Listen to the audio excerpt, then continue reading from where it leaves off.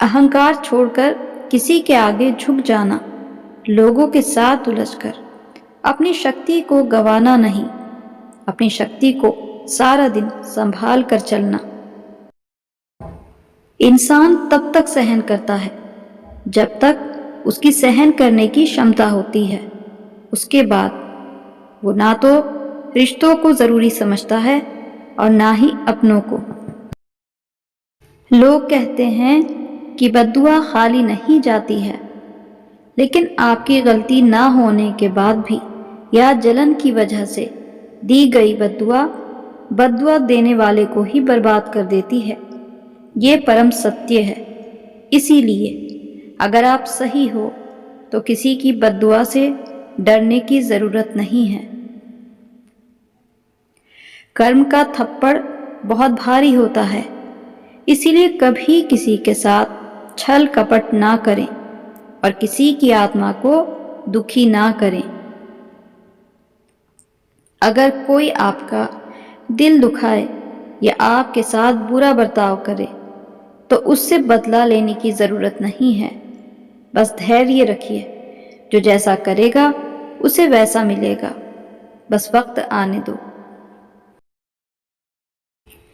आंखों में गर हो गुरूर तो इंसान को इंसान नहीं दिखता।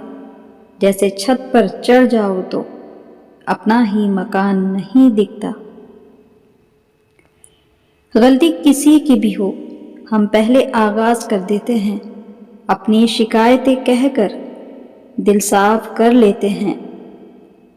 इसी बहाने जिंदगी आसान लगने लगती है। हम थोड़ा भूल जाते हैं, थोड़ा माफ कर देते हैं। कोई हमें डांटता है, निंदा करता है, झूठ बोलता है, धोखा देता है। हम उन्हें अपने दुख का कारण मानने लगते हैं। वह हमें दुख नहीं दे रहे, वह तो खुद दुखी और अशांत हैं। अपनी चोट नहीं, उनकी बीमारी देखिए। आपका दुख उनकी सहानुभूति में बदल जाएगा। शुक्रिया उनका जो हमें सम्मान देते हैं, लेकिन जो हमसे सही व्यवहार नहीं करते उनका तो बहुत बहुत शुक्रिया। वह न आते तो हम झुकते नहीं, हम झुकते नहीं तो हमारा अहंकार घटता नहीं।